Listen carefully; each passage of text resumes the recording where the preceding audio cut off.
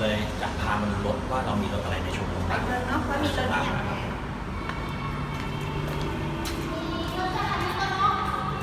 คันนี้เป็น Lexus เล็กซัสเนี่ย UX 200มี2 สี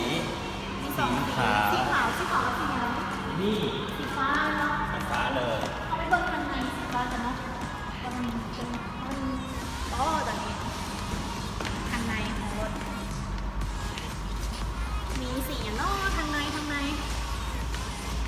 อ๋อสีอย่างอันนี้สีแดงเนาะสีแดงทางในเป็นแบบนี้ตัวนี้ถือว่าระบบไฟฟ้า ไฟฟ้าหมด ไฟฟ้าหมด ไฟฟ้าหมดเหลือแต่มือไฟฟ้าหมดไม่ใช่ แล้วไปตรงเลยทำอะไรเนาะคือโก๊กดิจิทัลสีดำ สีด เขามีทุกสี ำมี3 สี มีสามสี ดำ น้ำเปล่าจะคัน ส้มขาวเอาเข้ามา5 คันขายไป2 คันแล้ว โอ้ขายสองคันแล้วตัวทางในนี่เป็นอะไรทางในตัวนี้เป็นแต่งพิเศษหรอหรือว่า ตัวนี้เป็นแต่งลายพิเศษมาเบาะแดงดำเป็นเครื่องการส่วน2.0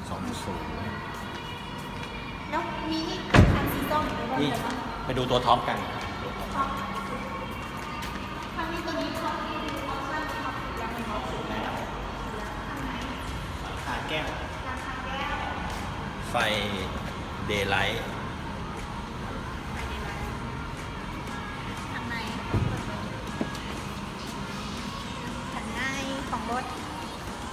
พวงมาลัยเป็นมัลติฟังก์ชันนะครับรูสตาร์ทไฟลำโพงเปลี่ยนสีได้ ลำโพงเปลี่ยนสีได้ สามารถคือมันเปลี่ยนได้ทั้งสี เปลี่ยนได้3 สี สามสีเปลี่ยนสามสีเปิดกระโปรงไปโบ เปิดกระโปรงรถหรือกระโปรง กระโปรงรถ อ๋อกระโปรงรถ เป็นกระโปรงเนาะ กระโปรงรถ นี่ นี่ กระ เล โปรง ยเก็บของได้กว้าง กว้างกว้างนะแล้วทางสีขาวนี้ตัวนี้คือบอกว่าตัวนี้เป็นจากเทอร์โบอะ เทอร์โบ 2,000 2,000 แอร์ซังเทอร์โบ อ๋อตัวนี้อีกเด้ อันนี้เป็นเครื่อง 1,200 เครื่อง1,200แล้วจาก เทอร์โบแอร์ซัง 1,200นี่มันมีเทอร์โบนะเหรอ มีเทอร์โบด้วยครับ อ๋อ ข้างในก็สีแดงดำตัวนี้เป็นกุญแจนี่เป็นแบบไหน จะเป็นรีโมทคอนโทรล ท้ายรถ2 คันนี่คือกัน คือกัน ส่วนคันนี้เป็นโฟล์คแคลิฟอร์เนีย พวกคาลิฟอร์เนียรถแบบครอบครัวทั้งหมด รถแบบครอบครัวน่าจะมีคันเดียวในเอเชียตะวันออกเฉียงใต้เมืองไทยก็ยังไม่มีนะครับเพราะว่ามันนอนข้างบนได้เลยส่วนเครื่องเสียงเนี่ยครบคัน อันนี้เรามาดูห้องขับขี่ก่อนนะครับว่าเป็นยังไงห้องขับขี่ พิเศษสุดในของสภาพรถยนต์ ด้านหลังด้านเขาเรียกว่าด้านผู้โดยสารอันนี้คือทางขึ้นไปนอนเนาะทางขึ้นไปนอนเรามาชมห้องโดยสารกันครับถึงบอกว่าความพิเศษ ฮัลโหล เป็นไงครับ นั่งเป็นคุณนายเลย เดี๋ยวเบิ่งรถกัน คุณนายนั่งอยู่นี่ก็จะโชว์เบาะไฟฟ้าอยู่นะครับ เดี๋ยวจะปรับเบาะไฟฟ้าให้เบิ่งว่าปรับยังไงเนาะอันนี้มันปรับยังไงอ๋อ เราไม่มีกุญแจ เก็บเครื่อง เดี๋ยวเปิด นี่ก็มีอ๋อมีแผ่นหนังนำแผ่นหนังอันนี้ไม่ได้อย่างเปิดยังไงตัวนี้ ดันเข้าไป อ๋อ ดันเข้าไปแล้วออกมา ดันเข้าไปแล้วมันจะอ้า มันจะอ้าใช่ไหมอ้าอะไรคะอ้าแล้วเบาะเด๋ เบาะนี้เป็นเบาะไฟฟ้าทั้งตัวนะครับ ปรับได้หรอ ปรับได้เลยลองปรับเลย อ๋อ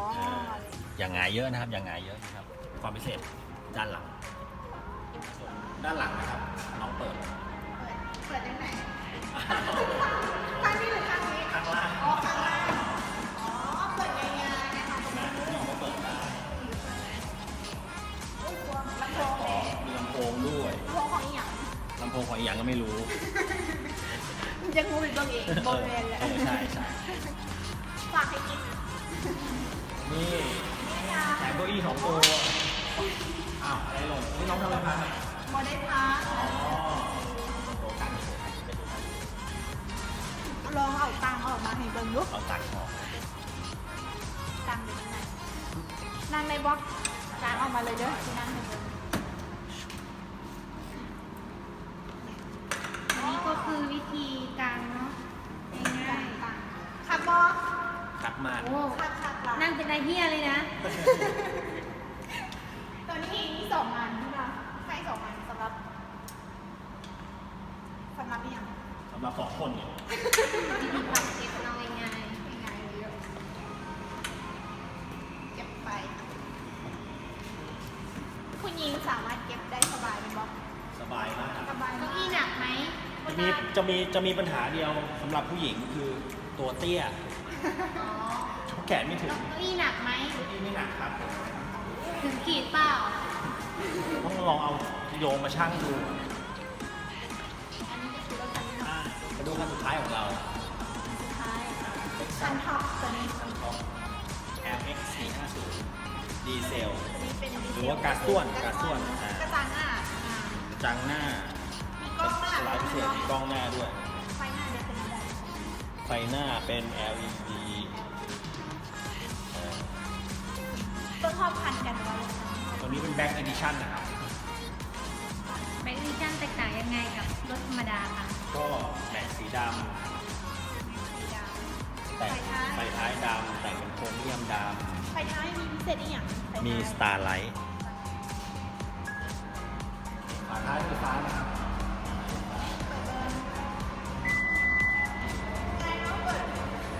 เปิดเสร็จแล้วก็ยืนรอแล้วก็ดึงลงเบาปล่อยเลย ไฟอู้ เวลาปิดก็ง่าย ที่ใส่ของกว้างมาก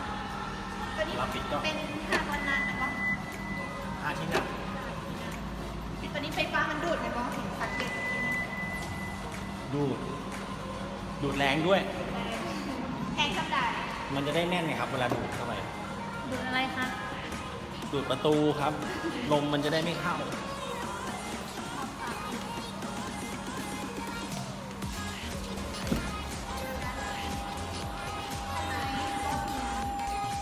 บอกสีน้ำตาล ออปชั่นนี้เต็มเลยค่ะ ออปชั่นเต็มเลย รถทุกคันที่เกิดมาจากออปชั่นเต็มเลยเนาะทุกคันนะคะ อย่างที่บอกครับ เราเป็นรถนำเข้า 100% 100% นะครับ รับประกันว่าไม่มีกอไม้ไม่มีออกแบบ อ๋อรับประกัน 100% รับประกัน รับประกันเครื่องจักร รับประกันเครื่องจักรเกียร์อีก2 ปี 40,000 โลไปเลยครับ 40,000 โลแล้วเอามีโปรโมชั่นอย่างไรคะ โปรโมชั่นตอนนี้นะครับ แถมน้ำมันฟรีไปเลย 6 เดือน คันไหนก็ได้ทุกคันแถมเลย 6 เดือน คันเลย ทุกคันเลย 6 เดือน ติดฟิล์มให้รอบคันฟรี ฟรี อ่า ฟิล์มเฮาส์รับประกัน รับประกันอีก 7 7 ปี ปีเนาะ นะครับ ฟิล์มคุณภาพ ใช่ แล้วก็จดทะเบียนฟรีนะครับ ทุกคันเลยเรียกว่าแลกเอกสารนะแลกเอกสารให้ฟรี แล้วก็แถมประกันภัยชั้น 1 ให้ฟรีอีก ประกันภัยชั้นหนึ่ง ชั้น 1 เลยครับ คันหนึ่ง ทุกคัน ทุกคันทุกคันเลยย้ำว่าทุกคัน ทุกคันเลย โชว์รูมเราตั้งอยู่ไหนคะ อยู่ไฟแดงบนคัน ไฟแดงคนคันกายไฟแดงไอเต็กมาเนาะถ้าไฟแดงไอเต็กไฟแดงคนคันแล้วก็การแสดงมาจะมีผลโชว์รูมมาหน้าของน้อง ถ้ามาไม่ถูกติดต่อเบอร์อะไรคะ เบอร์ เบอร์อักษรเลย 92 CC 678เราแล้วก็ มีเบอร์เดียวเหรอคะ สองเบอร์ติดต่อได้เลย โอเค แล้วถ้าสนใจคนขายทำไงคะ ถ้าสนใจคนทานเหรอเข้ามาที่โชว์รูมหาหน้าได้เลย แล้วก็ชวนไปกินข้าวตอนเย็น ฟรีโบฟรีโบ ปิดบ๊ายบาย